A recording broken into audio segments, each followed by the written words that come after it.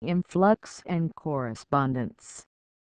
It has been said that there is a word in each heaven and that these words are in our word in their order, and that they thus make one by influx and consequent correspondences. Here, therefore, it shall be told what correspondence is and what influx is, otherwise it cannot be comprehended what the word is inwardly in its bosom, thus as to its life from the Lord, which is its soul. But what correspondence is and what influx is shall be illustrated by examples. The changes of the face that are called the countenance correspond to the affections of the mind. Consequently, the face changes as to the countenance just as the affections of the mind change as to their states. These changes in the face are correspondences, as consequently the face itself is, and the action of the mind into it, that the correspondences may be exhibited, is called influx. The sight of man's thought, which is called the understanding, corresponds to the sight of his eyes, and consequently the quality of the thought from the understanding is made evident from the light and flame of the eyes. The sight of the eye is a correspondence, as consequently the eye itself is. The action of the understanding into the eye, by which the correspondence is exhibited, is influx.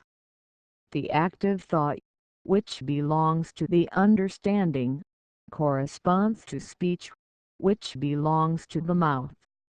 The speech is a correspondence, likewise the mouth and everything belonging to it, and the action of thought into speech and into the organs of speech is influx. Nostrils. The smell and the nostrils are correspondences, and the action is influx. For this reason a man who has interior perception is said to have a keen nose, and perceiving a thing is called sending it out. Hearkening, which is obedience, corresponds to the hearing of the ears. Consequently both the hearing and the ears are correspondences, and the action of obedience into the hearing, that the man may raise his ears and attend, is influx. Therefore hearkening and hearing are both significative, hearkening and giving ear to anyone being to obey, and hearkening and hearing anyone meaning to hear with the ears. The action of the body corresponds to the will, the action of the heart corresponds to the life of the life, the action of the lungs, which is called respiration, corresponds to the life of the faith, and the whole body as to all its members, viscera, and organs, corresponds to the soul as to all the functions and powers of its life.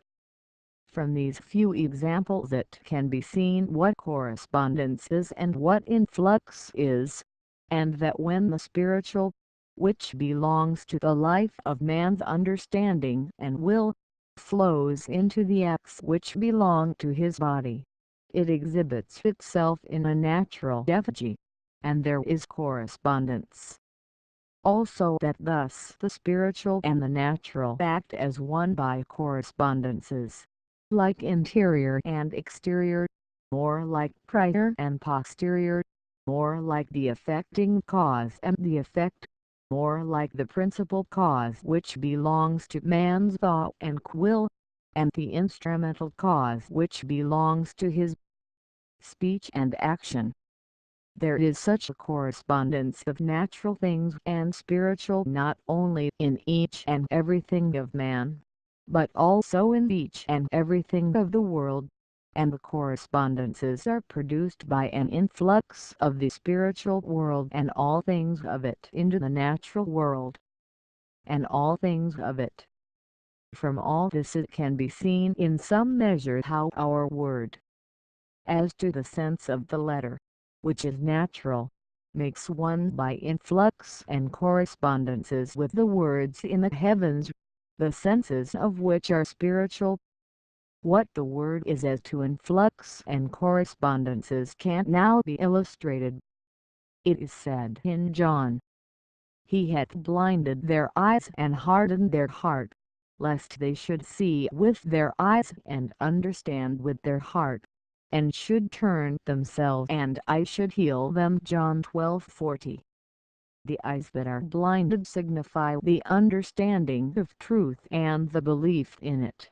The heart that is hardened signifies the will and the love of good, and to be healed signifies to be reformed. They were not permitted to turn themselves and be healed lest they should commit profanation. For an evil man who is healed and who returns to his evil and falsity commits profanation. And so it would have been with the Jewish nation. In Matthew, "Blessed are your eyes, for they see, and your ears, for they hear." Matt 13:16. Here, too, the eyes signify the understanding of truth and the belief in it. So to see signifies to understand and believe, and the ears signify obedience. Thus a life according to the truths of faith, and to hear signifies to obey and live.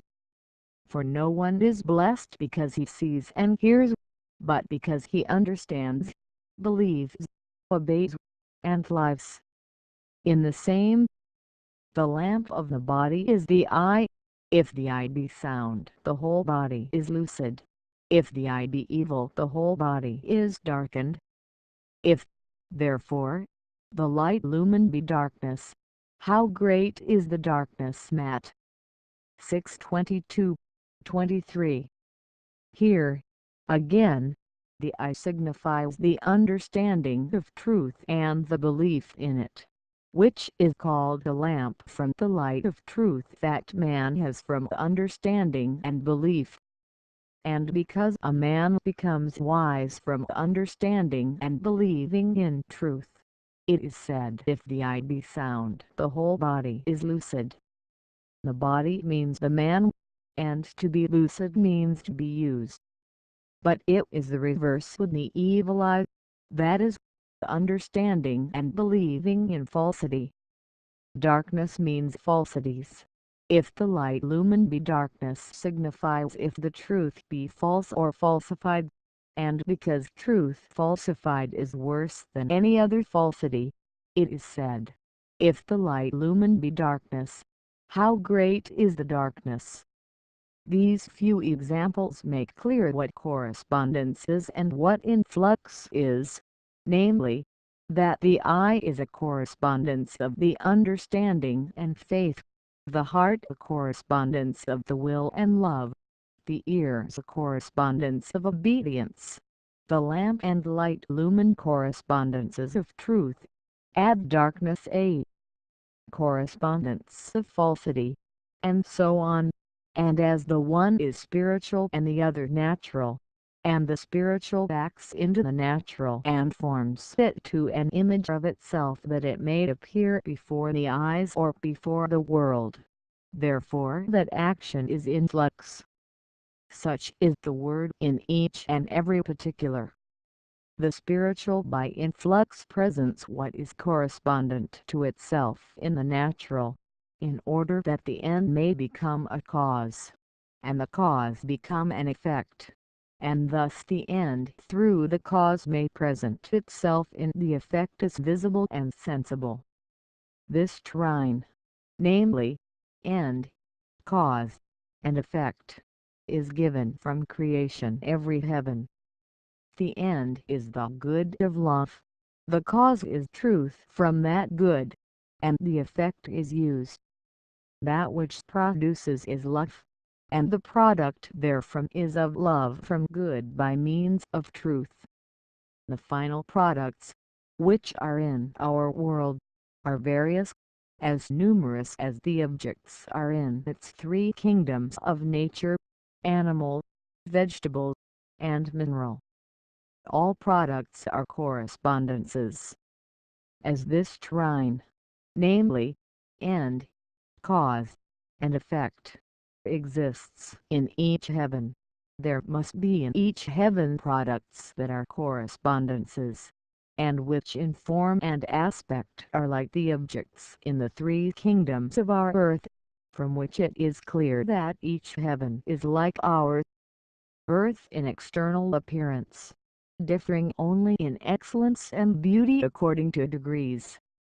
Now in order that the word may be full, that is, may consist of effects in which are a cause and an end, or may consist of uses, in which truth is the cause and good is the end and love is that which produces, it must needs consist of correspondences, and from this it follows that the word in each heaven is like the word in our world, differing only in excellence and beauty according to degrees.